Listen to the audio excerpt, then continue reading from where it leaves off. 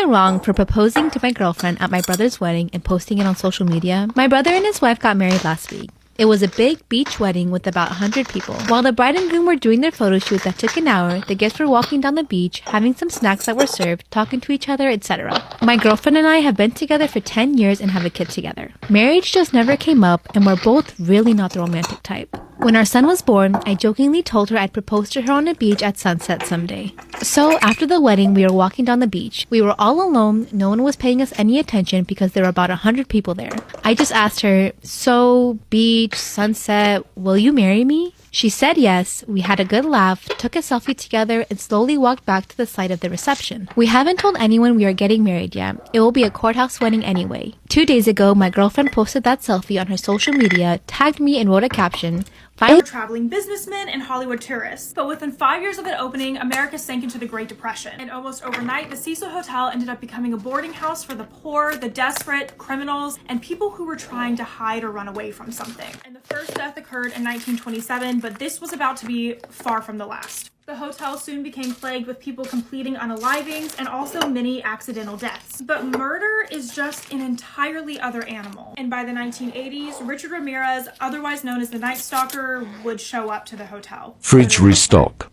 This is the dark history behind the Cecil Hotel. So in the 1980s, Richard Ramirez ended up getting a room at the Cecil. His name ended up being the Night Stalker because he would always stalk his victims. And he would come back at the end of the day after looking for victims along Skid Row. And he would just walk back into the hotel, change in the back alleyway, and people at the hotel would see him with blood all over his clothes, and they just accepted. Like, you would think that someone would notify the authorities or, like, at the bare minimum, kick him out. But not at the Cecil. And if he wasn't already scary enough, he was a literal Satan worshiper, not to be confused with Satanists. And soon after this, a fan of his by the name of Jack Udervager came all the way from Australia, where he was already convicted from killing someone else and then was released, came to the Cecil Hotel to start to emulate Richard Ramirez's crimes. While to the public, he was considered a minor celebrity for being a journalist. And this really is what started to change the hotel as being referred to as Hotel Death. But then the hotel gathered an entirely new reputation in 2013. The death of 21-year-old Elisa Lam has been the inspiration behind so many podcasts, documentaries, videos. And she wanted to stay at a place that was marketed for like hip young people, which was the Stay on Main. But unbeknownst to her and a lot of other people who went to go stay at the Stay on Main, the Stay on Main was just the Cecil Hotel rebranded. A very eerie video of her came out on an elevator soon after she went missing, which is what brought so much attention to this case.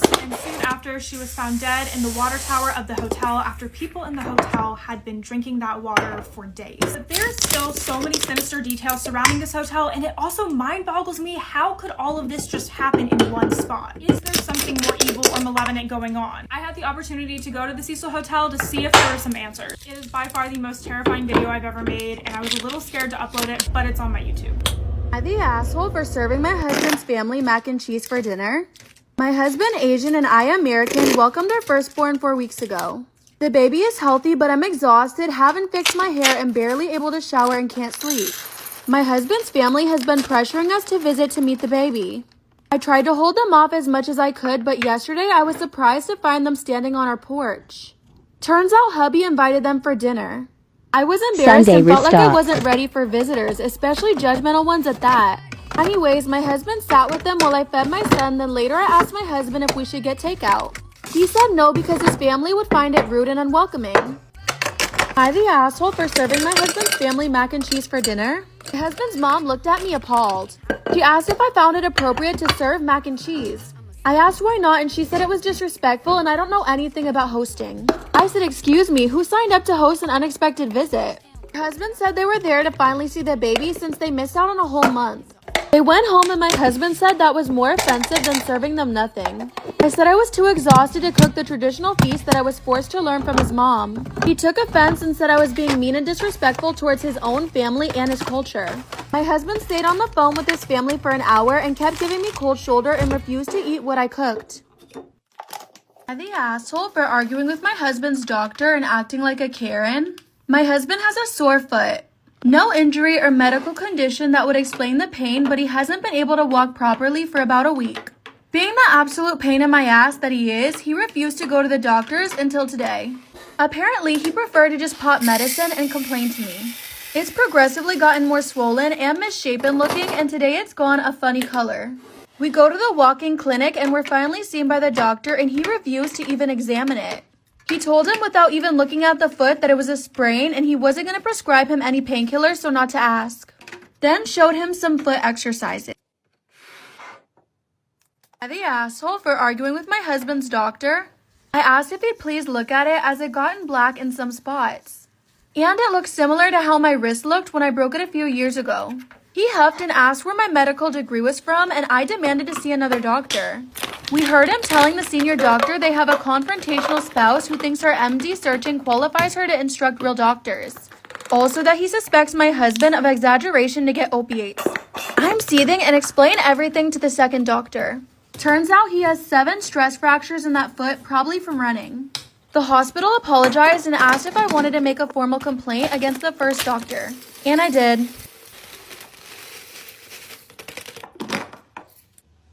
Am I the asshole for only feeding one child frozen food? My son is Indian and has a friend who is white. They're both 9. He brought his friend over after school on the bus. I messaged his mom and asked if this was okay and how long he was staying. She then asked if he could stay until 10. Now I serve dinner around 8, so he would be eating with us. I cook a lot of Indian cuisine in my house because that's what I grew up making. My son told me that his friend was picky and asked if I could make him something else. I keep fries and chicken nuggets for when my son has picky friends over. We sit and have dinner and his friend seems happy with the nuggets. He seemed happy with the nuggets and they went to go play after dinner. The boy's mom picks him up a little after 9 and I got a text later about why I fed her son frozen food when I cooked a fresh dinner for everyone else. I told her my son said the boy wouldn't eat what I was making and she said I should have made him something else instead of giving him freezer food. I told her I provided free childcare without notice and her kid chose not to eat what everyone else was eating. I also said that when I was a child, my mom didn't offer any alternatives, so he's lucky and I accommodated him. Am I wrong for refusing to change one of my students' diapers outside of school hours? I, 20 female, work full-time at a daycare with young preschoolers, a few of whom are still in diapers. The other day I was at a huge barbecue with some friends from high school, and the friends of their parents were also there. I ran into one of my preschoolers and her mom and chatted with her for a little while. After a few minutes, the mom said that her kid's diaper was dirty and asked if I could change it. I thought she was joking, so I laughed and made a joke back about how I only change diapers when I'm on the clock. Her friends that she was sitting with all kind of laughed awkwardly, but she looked at me dead serious and said, "No, really, I don't change diapers." I felt really awkward but just said, "No, sorry," and then went to walk away. But then she started explaining to me that her husband is the only one who changes diapers because she's a germaphobe and has emetophobia, fear of throwing up. And she's only done it a few times when she absolutely had to, and she always threw up after it, which apparently she has a crippling fear of doing. I felt that regardless of the circumstances, it was inappropriate for her to ask me this, so I said no again. She seemed really shocked by this and continued to explain how much she hates changing diapers and how her husband wasn't here so he couldn't help. I just told her that I don't like changing them either, and I think that it's inappropriate for her to keep pushing this when I have already told her no. She then said, "It's devastating to me to learn my daughter's favorite teacher has so little empathy." And after that, I just walked away. A few minutes later, I saw her putting the kid in the car and leaving, so I assumed she went to wherever her husband was to have him do it. I texted my boss to tell her what happened because I'm about to go on vacation and I assumed that the mother would say something to her about it. My boss just told me that I could tell her about it in more detail when I get back and she'd let me know if the mom said anything to her, but it seemed like I was in the right in saying no. I don't think I'm the asshole in this situation. I am not her employee, and even if I was, I still think that's not something you should ask someone to do outside of work hours. I do not know this mom at all. We rarely talk at pickup or drop off, and she was sitting at a table of her friends who I presume know about her situation and would have been better people to ask for help. I think if she would rather let her kids sit in a dirty diaper for the car ride home instead of changing it herself, she shouldn't be going to places without her husband. The only part of this that makes me feel like a little bit of an asshole is the fact that the kid had to sit in their own poop for the car ride home. I just assumed that once I left, she would either ask one of her friends or suck it up and do it herself. So, am I the asshole? Am I wrong for not telling my boyfriend that I had been a surrogate before we got together? I, 28 female, have been dating my boyfriend, 29 male, for a little over 2.5 years. When we began to get serious, I told him I didn't want to have kids. I wasn't interested in that, and it wouldn't be fair to string him along. He wanted kids, but we talked it over and he decided he could live without. Things were fine until we visited my family a few days ago for my dad's birthday. My boyfriend saw some old pictures of me when I was 20 and clearly heavily pregnant. He He was upset and asked me what this was and thought I had a child and gave them up. I explained to him that my older sister and her husband had been struggling with fertility and she'd had several miscarriages, so I offered to carry the child for them, and my 7-year-old niece was the result of this. I in no way feel maternal love towards her. She is their biological child, and I've never felt that I was anything but the oven for her bun. I never brought it up before as I didn't think it mattered, and it was so long ago that it wasn't really anyone's business. He, however, feels differently, and when we left, he told me that I should have told him and said how it wasn't fair how I'd be willing to give my sister a child but wouldn't even consider having one with him. I got upset as there is a big difference between carrying a child and raising a child, and told him as much. I told him I was sorry for not telling him, but honestly I hadn't felt it was his business, and it had been years before we got together. I then reminded him how he had been the one to say he could live without children, as I'd warned him long ago. He is still upset with me. I honestly didn't think I did anything wrong. So, am I the asshole here? Alright, you guys, I'm sharing a new recipe with you tonight. This is called dip. It's a childhood favorite. So, we have some ground chuck seasoned with salt, pepper, and garlic powder. You can add whatever you want though. Now, I'm trying a new product tonight. It's called the Rapid Ramen Cooker. It has over 17,000 reviews on Amazon, and it was seen on Shark Tank. The instructions, they're pretty simple. You add in your noodles and fill it to the line with water. And then you only have to pop this in the microwave for 3 minutes, guys. Yes. So while that's warming up, we're going to take some queso, add in our chicken seasoning from the noodles. I like chicken, and that's what we use, and add in honey. I know this seems crazy, guys, but keep going with me. You want to mix it up and make sure it's well combined and pop it in the microwave for 2 minutes. The noodles came out, and you guys, I was actually pretty impressed. This is normally how I eat my noodles, so yeah, the link is in my bio. Give that a try, you guys. So now what we want to do is take some onion, and we're going to dice that up nice and small. You really can dice them however you like them. And we're going to go ahead and take some green peppers and dice those up as well as some tomato, and we're going to dice that up. Now I'm taking a cooking liner because we're going to pour everything in this, and you want to take some Cool Ranch Doritos and some Nacho Doritos, and you're going to add your ground beef in. We did drain that, and we're adding in our noodles, which we let dry, as well as some green pepper, some tomatoes, some onions. And now we're adding in that hot cheese we just took out the microwave. So now we just want to twist this up and make sure we mix everything and get it well incorporated, coat everything with that cheese. You can eat it out of the bag, but I prefer to pour it on a plate, and I want to make sure that I get everything that's in that bag onto my plate. So I'm using some hot sauce, some sour cream, and a little fresh pico that I whipped up, but you guys can use whatever you would like. So here's the finished product, you guys. I know this is a different type of dish, but it's amazing. My family and friends love it, and you want to eat it fresh. Give it a try. Am I wrong for telling my boyfriend that he should have covered up his tattoos if he wanted any respect for my family? Oh, I'm already calling you the asshole here because that already just sounds really degrading and mean, and so I don't like that. My boyfriend and I have been together for almost 2 years. We're polar opposites but managed to work through our differences in the past. Okay, for some context, he's almost 90% tattooed up to his neck, and comes from a difficult background, to put it mildly. Today, he's employed and doing well for himself, but his upbringing was quite rough. I wouldn't describe myself as posh at all, but I come from a family where image, looks, and your accomplishments matter. However, I'd say I'm a little more casual than them. A few months ago, I finally got the courage to introduce him to my family. This was a huge deal to me, and I told him that first impressions would make or break everything. I told him that he will cover his tattoos, All no for my ifs, friends ands, or when they buts, stay because at my parents place are when super they visit. old-fashioned. I bought him an outfit for the night to ensure he looked presentable and classy. We had a practice run, and I told him what he should do and shouldn't say, how to talk, how to address any of my dad's concerns, etc. Oh my god, what is this? And did he ever show any enthusiasm, so that was a bad sign. You're basically saying, hey, you're not good enough for my parents, and so therefore they're gonna say you're not good enough for my daughter. Fast forward to dinner. It was an absolute disaster. Yes, my parents and sister were a little critical, but they're like that with any guy I date. My boyfriend was so Oral pissed drawer that he purposely equals unbuttoned check. the top of his shirt so you could see his tatted neck. Of Hygiene course, that drawer offended my equals parents, and a check. huge argument ensued. Not only were they telling him that he's not good enough for me, what did I say? They were telling me how disappointed they are. It was a nightmare. To make it worse, my boyfriend told them that I like his tattoos, which I Body do, but he was wash. just adding fuel to the fire, and it didn't matter what they think. They told him to leave. See, And I don't this is even where get you a fucked pillow up. when you I should have had this stay at conversation theirs. with your family before you brought your husband, or your boyfriend into this and make him feel like shit. You should have told him this is how he is. He has tattoos. If you want to meet him, great. If you don't, I'm not coming. Like, take it as that. Why would you? It goes without saying that my parents have zero respect for him now. It was already difficult to convince them that he's much sweeter than he may appear. 6 years ago, I switched my wife's cat with a more well-behaved lookalike. She had an all-black cat that was extremely aggressive. It scratched everyone, hissed at everyone, and didn't use its litter box half the time. My wife insisted she could get it to behave better.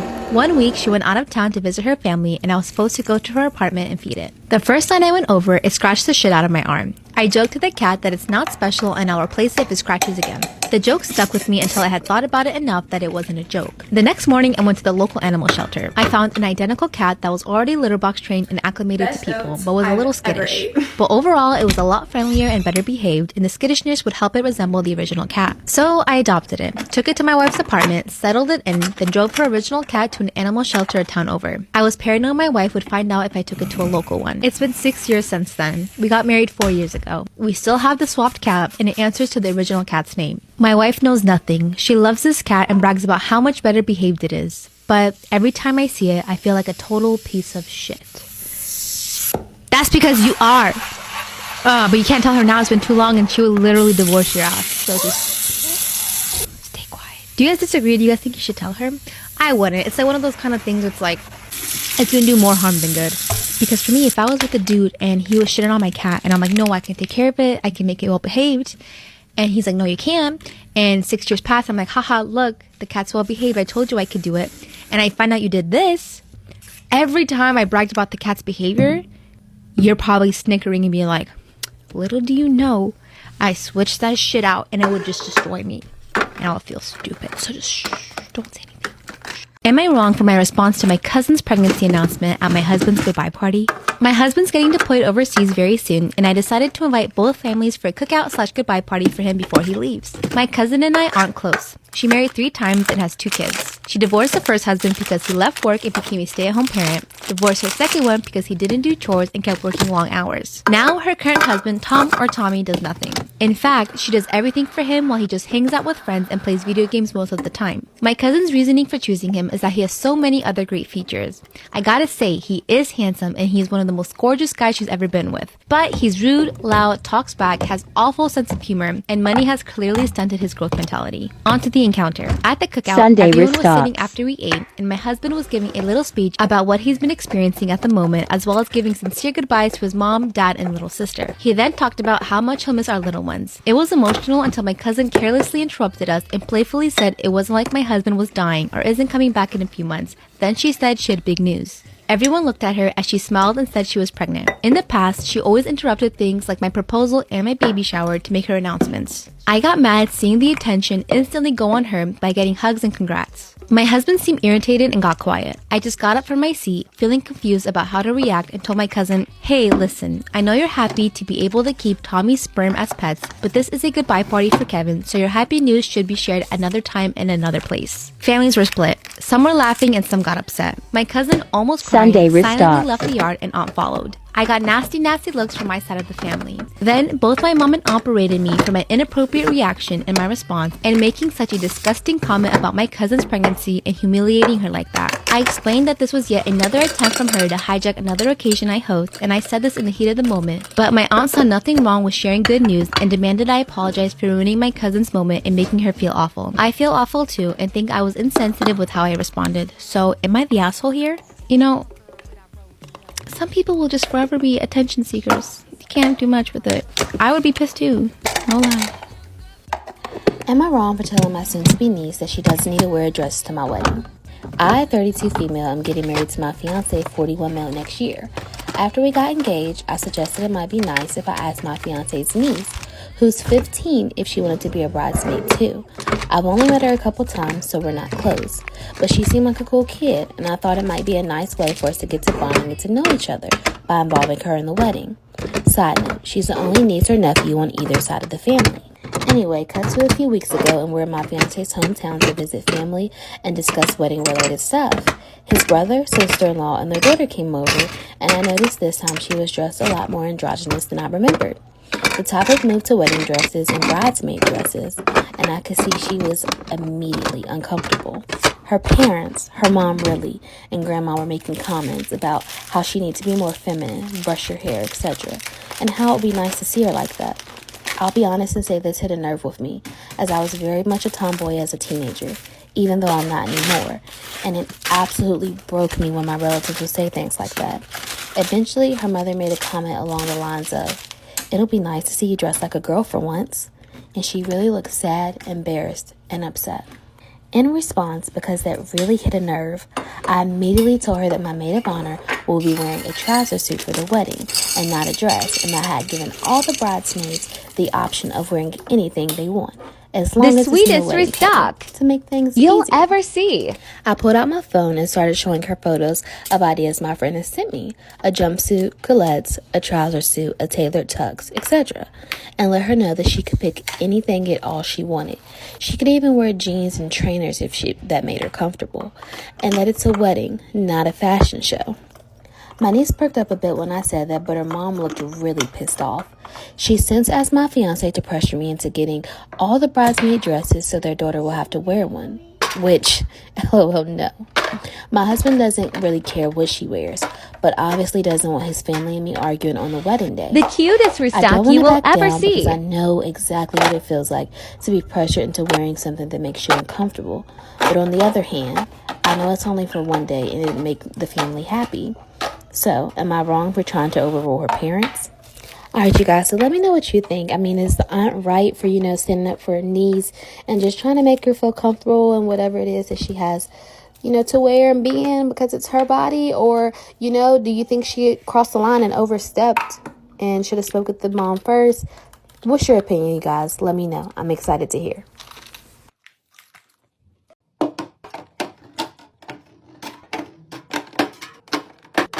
Am I wrong for holding my wedding at the same venue as my first husband's funeral? Ugh, that's a funny sentence. Last summer, my first husband passed away after being in a car accident a month before. The doctors expected him to pull through yet be paralyzed from the waist down, but he already had health problems and the trauma from the accident.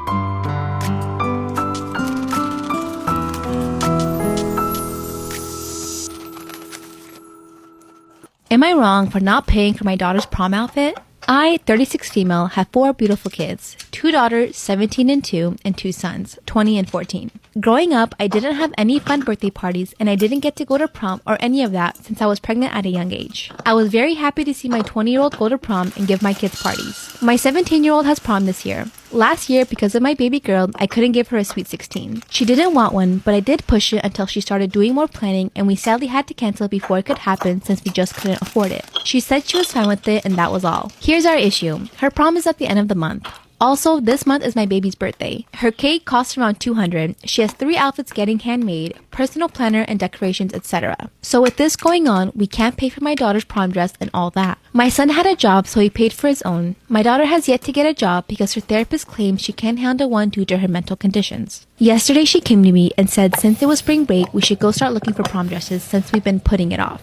I told her that I thought she knew we wouldn't be able to get her prom stuff, and she'd have to do that herself by getting a job. She asked me how I expected her to get a job and the money for her stuff, and told her that that was her problem and she was almost a graduate and needed to figure that out herself. Out of nowhere, she burst into tears and started telling me I promised her I'd do this for her. I had, but that was a year ago, and threw the sweet 16 thing in my face and told me she had cried over it for months, which I don't think is my fault since she didn't even want it in the first place. She's refusing to talk to me and said she won't go to her sister's party, just do something with her privately with her brothers involved because it hurts too much, and that she will ask her father to help her with prom, which hurt me since she's been open about how she likes her dad more than me. It feels like she's only doing it to rub it in my face.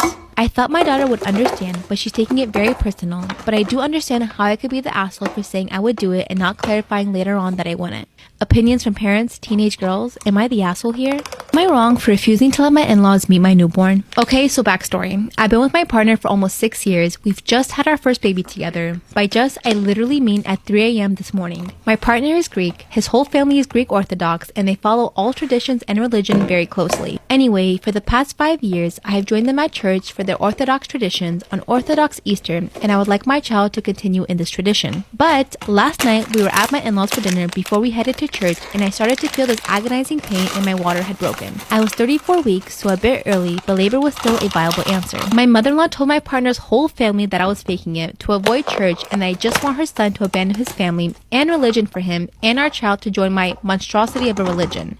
I'm atheist. Anyway, my father-in-law then refused to drive my partner and I to the hospital because we were making his wife upset. My partner's sister then told them to stop being ridiculous and making it all about them, and she then drove us. I felt bad she was missing church, so I asked her if she'd like to stay to be part of the birth of her nephew. She stayed and was the biggest support for my partner and I. Anyway, this morning my sister-in-law told me about all of the abusive texts she was receiving from her parents and all of the horrible things they were saying about me. I have always been close with the in-laws, so this is very out of the blue and hard for me to take. My parents came in to meet our baby girl just before lunch today, and I've been receiving texts and calls from my in-laws asking to come meet her tonight after they celebrate their Easter. I haven't replied yet, and they asked to come at 7, and it's getting closer to the time, and I'm wondering if I'd be an asshole for telling them no and setting a boundary. My partner has told me he will support whatever decision I make, and that if I want to wait for them to meet her, he understands after last night.